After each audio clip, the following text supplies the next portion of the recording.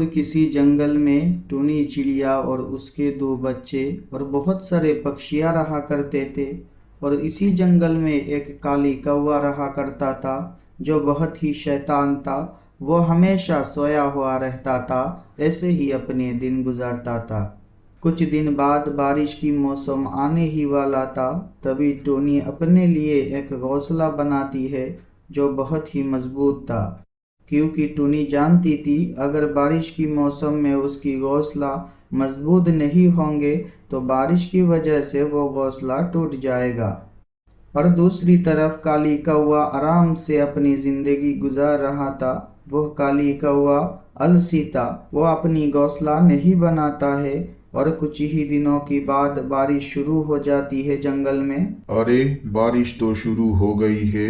अब मैं क्या करूं, कहाँ रहूं? बारिश की वजह से तो मैं पूरा भीग गया हूं। अब कहाँ जाऊं और क्या करूं? तभी काले कौवे की याद आता है टोनी की घोंसले का। अरे, मैं टोनी की वहाँ चला जाता हूँ। टोनी की घोंसले बहुत ही मजबूत है। वहाँ चला जाता हूँ, वहाँ जाकर रह लूंगा। तभी काली कौवा बारिश में टोनी की घोंसले के पास जाता है। अरे टोनी, मैं काली कौवा, दरवाजा तो खोलो। अरे टोनी, मैं काली कौवा, दरवाजा तो खोलो। अरे कौवे जी, आप क्या हुआ इस बारिश में आप मेरे यहाँ? अरे टोनी, पूछो मत। बारिश की वजह से मेरा घोंसला टूट गया है, इसीलिए मैं तुम्हारे यहाँ आया हूँ। मैं कुछ दिन तुम्हारे यहाँ रहना चाहता हूँ। क्यों, तुम मुझे रहने दोगी क्या? तुम तो बहुत अच्छे चिड़िया हो। अरे बेचारा तो बेबस है, उसे रहने की जगह भी नहीं है। कुछ दिनों की ही तो बात है, उसे रहने देते हैं। ठीक है कौवे जी, अब हमारे यहाँ रह लो, कुछ ही दिनों की तो बात है। ऐसे ही कुछ दिन बीत जाते हैं। कुछ दिनों की बाद बारिश रुक जाती है। तभी टुनी चिड़िया कौवे से कहती है। अरे कौवे जी, अभी तो बारिश रुक गई है, अब तो आपको घोंसला बना लेना चाहिए। अरे टोनी, मैं घर क्यों बनाऊंगा?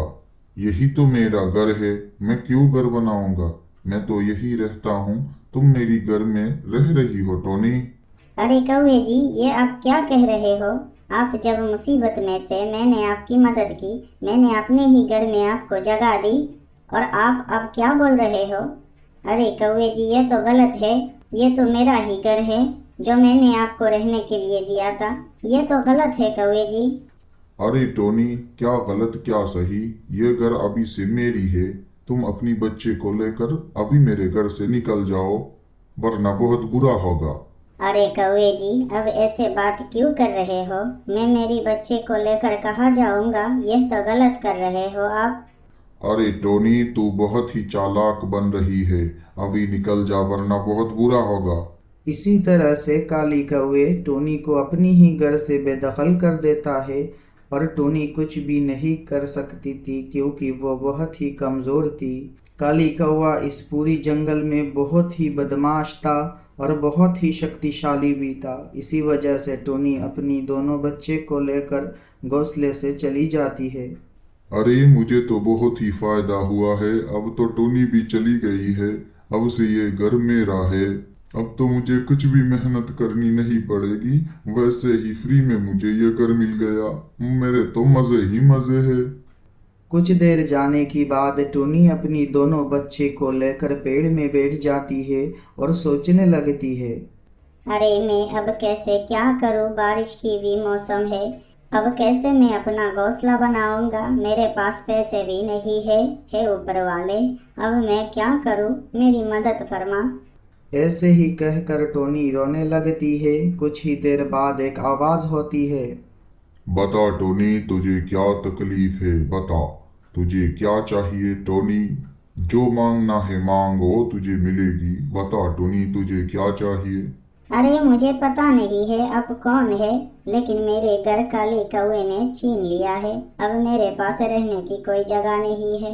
मुझे फिलहाल एक घर चाहिए। मेरे बच्चे अब बहुत ही तकलीफों में है। बारिश की मौसम में बिना घर के हम कैसे रहेंगे? प्लीज मुझे एक घर दे दो। अच्छा टोनी, ये बात है। तो ठीक है टोनी, कौवे ने जिस घर तुझसे छीना है उससे भी अच्छे बढ़िया घर मैं तुझे देता हूँ। ये ले एप्पल की घर टोनी, तेरे पहले घर से भी बहुत ही बढ़िया और शानदार घर है। ये ले टोनी एप्पल की घर। तभी अचानक से वहां पर एक एप्पल की शानदार घर हो जाती है और वह देखकर टोनी बहुत ही खुश हो जाती है। बहुत शुक्रिया आपका, बहुत शुक्रिया। अब मेरे रहने का घर हो चुका है। इसी तरह से टोनी को एक नए घर मिल जाती है जो बहुत ही सुंदर था। और दूसरी तरफ अचानक से तूफान आता है और काले कौवे के घर को उड़ा ले जाता है। इसी तरह से फिर से काली कौवा बेबस हो जाता है और रोने लगता है। और दूसरी तरफ टोनी अपनी दोनों बच्चे को लेकर एप्पल की घर में बहुत ही अच्छे से दिन गुजरने लगती है। तो बच्चों, आज की इस वीडियो से पता लगता है कि कभी भी हम लोगों को दूसरे की बुराई नहीं करनी चाहिए।